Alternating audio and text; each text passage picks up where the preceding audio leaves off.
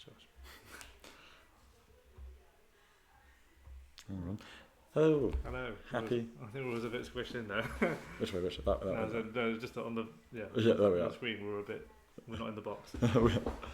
But happy day 13. Yes. And happy pole vault bronze medal day. Yay! Finally, Holly got a medal. Well, we've been waiting a long time for it, haven't we? Yeah, and I'm glad that she didn't crack to the pressure. The podium actually sort of went as I was expecting, if it didn't necessarily get there in the way I was expecting. Yeah, I think I expected Sidorova to win, but yeah, that was the podium. Those three, really, wasn't it? For them, like going in, I thought Katie Nagiot would win. Then the early rounds was like, oh no, Sidorova will win, but Yeah, Nagiot got it when it counted. exactly. Sidorova was a bit disappointed with that. Yes, and being forced to carry around her Russian Olympic Committee flag. Right, shall we? Let's dive into let's just go straight to athletics results. We've had a lot of medals won today, haven't we? And is there anything disappointment that Holly didn't win silver or gold? Kind of. Yeah, it was. I guess it was more. I think it was more other people jumping better than her not jumping to her best. I mean, yeah, she could have jumped 490 in that, but she only done that once in her life.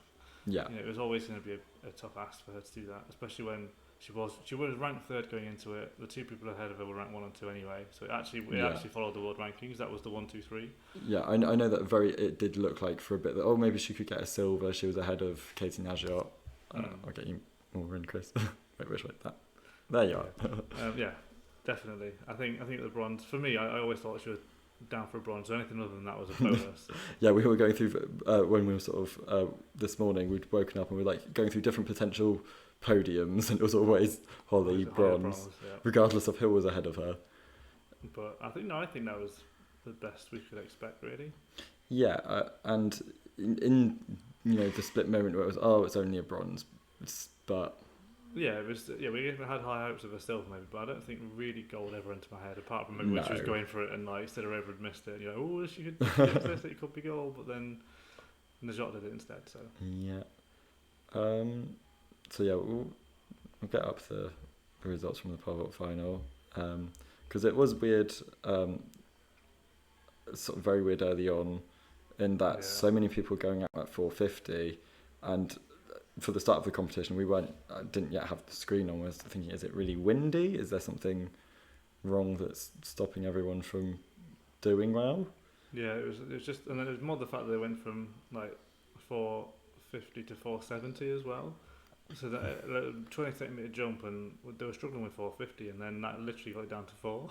Yeah, I mean the officials seem to have no patience with the early rounds of this event. And Stefanidi, she got over 480, and that was, we thought maybe, no, Holly's going to be down in 4. Yeah, it's going to happen again, kind of thing. But she did it. She got over 485, but it was just the fact that you see the gap there between 4th and 5th is like 30 centimetres. It's crazy. I think, of course, Stefanidi will be very disappointed that she didn't get a medal, but she does seem to get on quite well with Holly. So I'm sure. I mean, the most of the pole vaulters seem to get on really well anyway. So I'm sure they'll be quite delighted for her to get that medal that she's sort of always been pushing for. And she's had some really good Olympic performances in the past that just didn't quite get her a medal. Yeah, no, it's good to see her on the podium at last. Finally. Yes. And I guess were there other kind of feel-good podiums today, it felt like? I'd say that the 110 hurdle podium was a bit feel-good, even if it wasn't. I think I couldn't see a situation where Holloway wasn't winning the gold medal. It was actually quite high on my at-stat pick 20, which I'm doing really well at. No, I think it was. I don't know what happened really. He just seemed to get a little bit tight, to be honest. Towards the end, it wasn't like he didn't hit any hurdles or ran badly. It just kind of. And Parchment obviously ran well. He finished strong. He's been finishing strong all week, and I even said yesterday that he was one to watch out for. But I didn't think he'd actually win it. And so even Jamaica not sending their fastest hurdler and still getting the gold and the bronze, which. Andy Pottsy, are we disappointed with that? Are we? It was about what I was expecting. But I mean, even if he'd run this PB, he still would have been 4th. So a medal was never going to happen today. But he's one of the athletes where you think, a shame that the Olympics went last year for them, because he might have. Maybe he could have stepped up even further. Yeah. Because he was in such great shape last year. Yeah, I think. And Parchment obviously went from bronze in London, silver at World Champs in 2015, and then gold here. So it's nice end of a journey for him. I think he was the oldest in the field as well. So good stuff. And the other, we got an Olympic record in the shot put. Perhaps I was expecting a world record. Didn't quite get that, but I suppose it's still the second furthest throw in history. Yeah. I shouldn't be disappointed.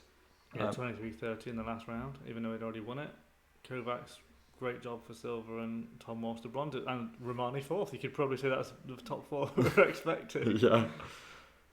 I think I might have maybe put Walsh above Kovacs. I'm not sure. I did actually, but other than that, it was as expected, really. Yeah, and I mean, look at sort of Krauser's series there. Like everything's, the worst one 22:54. So his worst throw would have been the bronze medal. Yeah, it's crazy. And then we also had the men's triple jump and a historic first ever gold for Burkina Faso, or also known as Burundi if you're watching on Eurosport. They are different countries. Yeah, this is a great competition actually. We had, the fight for the medals after the Pachard, obviously national record 1798, job done, gold medal. Yeah. The rest of it was really tense. Like Zhu getting a PB for silver, Zengo obviously having to fight back from 5th, 6th place to get the bronze. And then he was only 8th, he was like the 8th at halfway, wasn't he? He only just made the cut. And then, Will Clay, season's best, 3 centimetres behind Zango, 1 centimetre behind that was Tricky with a bronze, and he was up in the medals. Those 3 were just chopping and changing. Yeah. 4 of them. It feels like a bit of a shame that Tricky didn't get a medal there, given that he, how close he was as well with the national record. But I think, at least from my preference, I wanted. It's not about who wants it more among the athletes, it's about who I want more, and I wanted Zango to get a medal a bit more. Yeah, same. Just for the historic nature of that medal. Yeah, exciting. First ever medal for Burkina Faso. Yeah, and then Napolesi looked like he might have been a threat. He was quite disappointing, and he looked very disappointed in his performance. Not much else from that one. I guess we had the relay heats, which was a bit comical as ever. The British women, amazing. National record, smashed it. Fastest qualifiers. Beautifully drilled. And of course, we can't get too ahead of ourselves because the USA will completely redo their team. Well, somewhat at least. Yeah, not too much, I don't think. Yeah, it's actually a stronger team than I actually realised at the time. Jamaica will have a lot of people. Very different team. Yeah. But at the same time, switching around the teams doesn't necessarily make a brilliant thing. I think Britain are probably the best practiced relay team here now. Definitely. Which, if I was saying that 10 years ago, what? Yeah. And so they were fastest qualifiers in that, weren't they? Yeah, if you go to a summary. Oh yeah, that would have been better. I could see who the fastest loser as well. We're the fastest losers now. We are. Actually, France and the Netherlands. Yeah. Well, the top 8 fastest teams made it, so Italy just missed out. So what, two national records, therefore, in the qualifying. I'm sure the Netherlands would be capable of a national record. And then Italy and Denmark and Ecuador also with national records. Yeah. So good day. Men's was a little bit more dramatic, just because the USA didn't actually make the final. They were actually beaten by Ghana. Which is actually kind of funny when you think about it. The USA having a bit of a mess when it comes to the sprints at these Olympic Games. They didn't exactly take it easy either. They had a strong team with like Bromell, Baker and Curley in it. It was just Gillespie at the end who kind of didn't do so well. But Ghana set a national record to get that Q spot. Obviously, USA were quicker than Japan, but they weren't in a different heat, so Japan only just squeezed in really. Britain looked okay, not great, but Italy national record. They'll be ones to watch in the final, given how they've been performing. Canada obviously will be another one to watch, and China, let's not write them off. Yeah, and it's sort of an interesting. I think we've got 2 teams from the Americas, 2 teams from Asia, 3 teams from Europe, and a team from Africa in the final. Yeah, so a good sort of bunch of continents there. Yeah, and Jamaica fastest qualifies a little bit of a surprise given that they've not been great individually. But then maybe they've decided to focus on the relay because it might have been a sensible choice. Yeah. It's sort of where you can. Well, some have said that the relays hide a multitude of sins. Yeah, and then the women's 4x4 was also today, and that was a very, very high quality. You had to run 3:24.0 to get into the final, which has won medals in the past, so Yeah. pretty stacked. But will they slow down when it gets to the final? Again, another Dutch national record with a 49.1 final leg from Femke Bol. Just she got them in the final, and well done to Nicole Jürgen for holding on to that auto queue spot for Great Britain. There, that was a crazy race. Yeah, because we expect that Britain's team will bring in Jodie Williams to the squad. Do you think that she'd replace Nicole, or would we just move Nicole somewhere else? I think we'd get rid of Zoe and Lavia and bring in Jodie and Emma, and I'd put Jodie on anchor. Yeah. But it's good, up for grabs still. Yeah, it's good to see that we've got such strength at the moment. I'm just looking at those splits. Yeah, good 50-59 for Nicole. Yeah, no, they're all pretty solid actually. No one really smashed it. USA looking really far ahead with that team, and they'll have Quinara Hayes and Alison Felix to bring in as well. Well, maybe, or Sydney McLaughlin, Dalilah Mohammed. Yes, and Libya Tingmu as well. Yeah, they've got a lot of choice from here. I can see all four of those changing. But yeah, they were so far ahead of the rest of the world. And Netherlands doing really well as well with the national record. Very much thanks to Miss Bol. Yeah, and then let's look at the poll as well. What were their splits? I haven't checked those yet. And the Jamaicans actually, might as well check them all. Yeah. Well, it didn't work. Oh no. Doesn't want to tell us Poland. Yeah. It doesn't, does it? I checked the Jamaicans. Do they have any decent legs? Yeah, McGregor and Russell actually. Russell, yeah. So she's. Hurdlers are always good in a relay, so she might be back for the final. I particularly love having hurdlers on a indoor relay because they just have that sort of, with the rise and fall of the track, they're extra strong. But I think they just have that bit of extra stamina that can get them through in case they need to run a bit more than 400 or a bit less. Yeah, so that was the men's 1500 semis. Obviously, from a British point of view, very exciting that we have 3 Brits into the final. I mean, it worked well when we had 3 Brits in the women's 800. Yeah, I guess the only big casualty was Matt Centrovitz, defending champion. He went out. Big casualty in terms of sort of standings, but I'm not surprised by him going out. Yes and no. I think the way you won US trials, I thought he would do, and obviously he ran quicker than Cole Hocker made it with the PB. But it was just obviously he was in the tougher heat, isn't it, where that was going faster. So he would have won the early heat if that makes sense. So or maybe not quite. Jake would have still beaten him, but I think everyone else that you'd expect to be in the final is there really. And I also think when it comes to Hocker, okay, yes, that's a new personal best for him, but I think he could have gone faster were he in the faster heat. Yeah, definitely. Yeah, I think a lot of them could have gone faster. Like Jake Hayward ran a PB, he was in the faster heat. Michelle as well, and then obviously it was Olympic record, which you mentioned that. With a 3:31. Which is, I hadn't really fancied it, given him much notice before this, and there he is with an Olympic record. Jakob only in second in qualification. Yeah, I mean it's more open than you think because Chariot didn't look amazing either. So let's see how that one goes. Yeah. And then we had the men's 400 final, which some people were with. They were saying that this was their ideal podium. They were beforehand saying Gardner, Zambrano, James. I had a couple of bets on the Americans, so I was less. Yeah, I was. This was the podium I wanted. Gardner to win it. He deserves it. World champion, and then Zambrano. Nice to get him on the podium, and Karani, after all he's been through, to complete the set of Olympic medals, gold, silver, and bronze, and in that order, which is quite satisfying. Yes.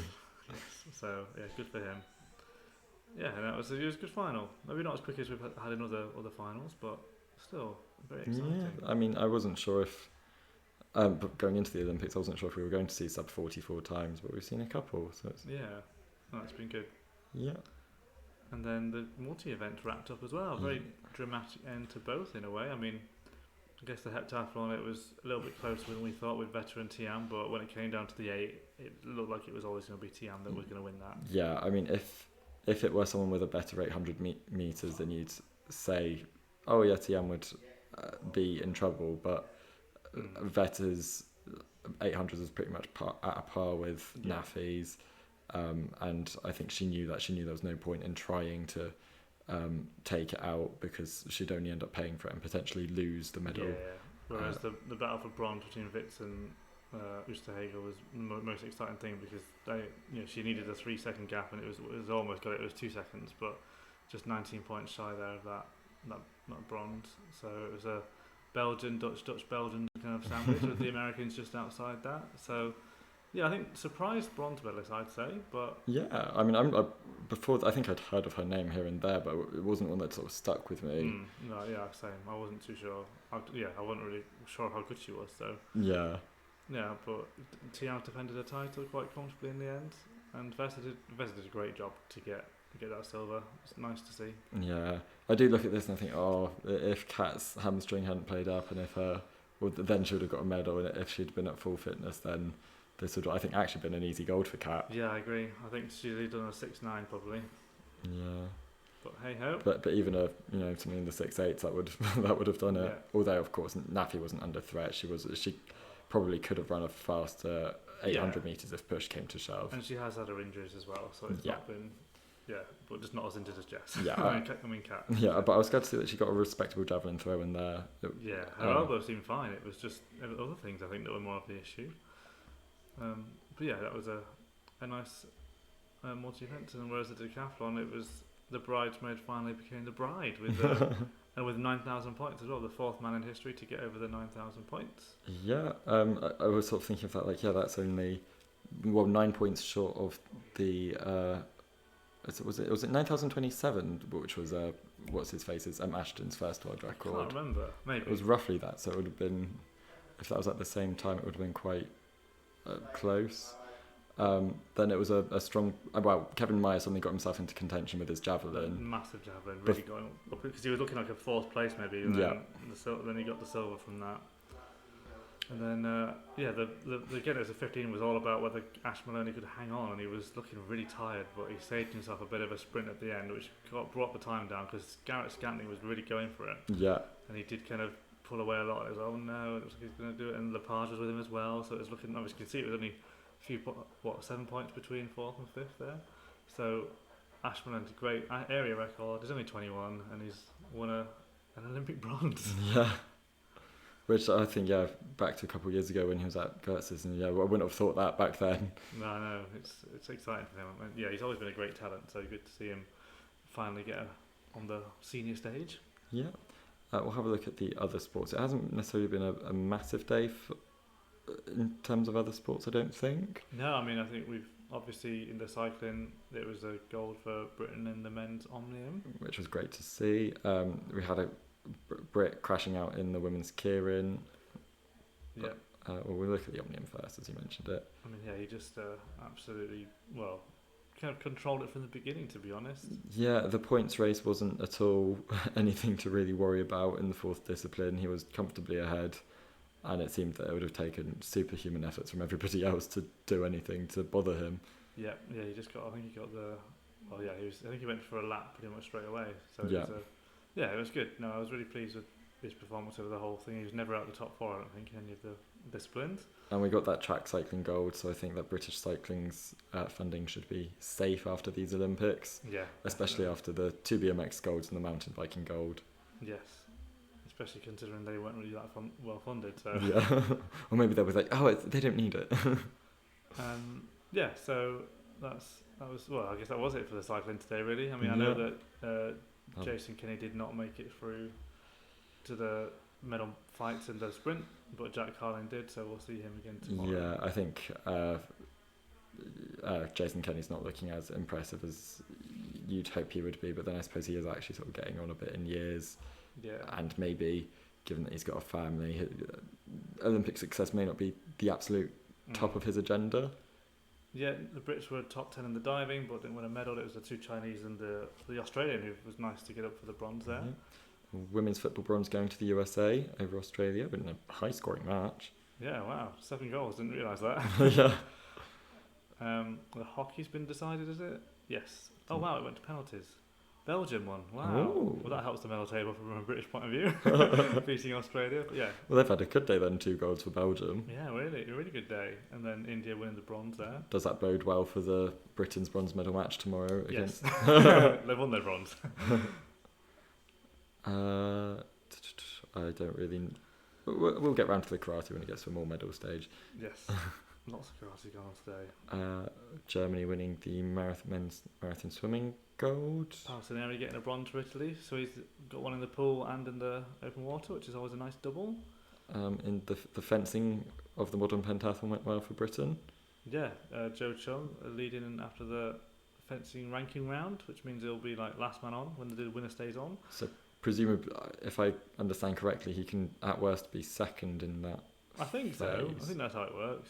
Or it's given him, so he's got some points already, or so. Yeah, I think that's how it works. Yeah. Yeah, he's leading anyway, and Kate French is top 6 in the women's, I think, with the Irish athlete Coyle in third. So it's all to play for tomorrow, but then it can all go horribly wrong when they do the show jumping. So yes, he just takes the draw of a bad horse and then with a horrible temperament, and that's your chances over. Yeah. But it's looking good for the Brits. We can maybe redeem ourselves from a no medal haul in Rio.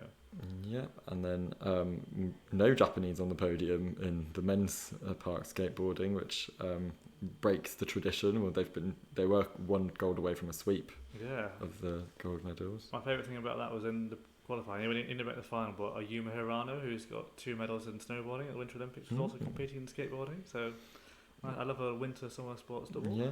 Or did you see that Sky Brown is talking about doing a surfing, skateboarding and double for... Yeah, that's what I thought. But they have to go all the way to Tahiti and then get back to Paris. So I'm not sure. I'm not sure she thought that through. Yeah, she just said it. Yeah, maybe 2028 might be more achievable. Yeah. The climbing, giving its first ever medals. Spain winning that. Yeah, okay. Good to know. I mean, I only really saw the speed bits, but the French were looking amazing at that. And yeah, that's kind of all we've been across, really, isn't it, today? So shall we have a look at the medal table? Let's do it. See where the battle, because Australia still won a couple of golds today, so... Or 1 maybe, 1 or 2, 1. Oh, Syria's still ahead of us now. Yeah, it's getting close. We're up to 4th, and of course, ROC winning a few medals there. So 51 medals for Britain, but yeah, so we're doing well. Yeah. Yeah, it'd be nice to get to that 20 golds, but I don't know if we're going to do it.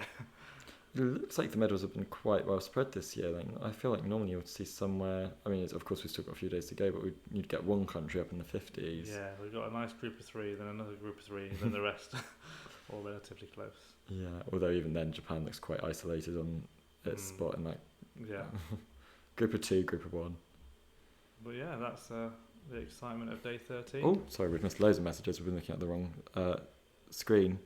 Yep, so Shabenkov and Ortega didn't compete in the hurdles. No, Ortega was pulled out injured, and Shabenkov didn't. Was he? He got a last minute injury in warm up. Yeah, would it have looked different? I mean, Shabenkov is a massive championship performer, so if he were in good fitness, and I wouldn't have ruled him out of a medal. And then women's 4x4 final, GB will be in lane 8. Does this make any difference at all? No, I don't think so. No, I mean, of course, the first leg will have to be run blind. The first and the final bend of the first bend of the second leg. Yeah, but you can cut in whenever you can slowly cut in. There's no rush to get. You can just make it an easier run to the centre. And yes, and then after that, you've got 2.5 laps to not in lane. So I don't think it'll be too much of a factor. No, exactly. Do you think it'll be a fast or tactical finish in the men's 15? I think it might be quite fast, actually. I think so. If we're seeing an Olympic record already, and I would have thought Chariot would try to go quite fast, and Ingebrigtsen. Yeah, I don't know. Swain made it fast today as well, so yeah, I don't know. It's going to be interesting. Yeah, I hope it's fast because tactical's been done. That's how Centrovitz won in 2016. But then equally that might help the Brits. So yeah, that's true. Oh, and we didn't look at the race walks. Any comments about Callum and Tom in the 20-kilometre race walk? Well, it was a great performance from Callum to get in the top 10. I watched the end of it. He was catching the guy in 10th for a while, and he just got him towards the end, which was great. Obviously hot conditions, and a gold for Italy again. Yeah. 3 golds in athletics so far.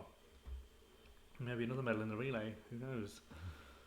Yeah. So I mean, I'd say a top 10 finish for a Brit in the race walk is really impressive. And to be fair, I think Tom did that back in Rio, but to have another man do that, Tom's not looked great all year, so I'm not shocked that because he had COVID. I think he really suffered quite badly from it. Yeah, so not a bad performance though from Tom, even given the circumstances, to be top 25. Yeah, top 10 and top 25. I think we'll take that. Yeah. And I think that they're still both young. They've got a good sort of rivalry between them. I think they could go. They're still potential medalists for the future. Yeah, especially at European and Commonwealth level. It's true.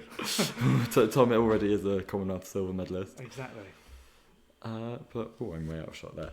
But yeah, thank you all for joining us.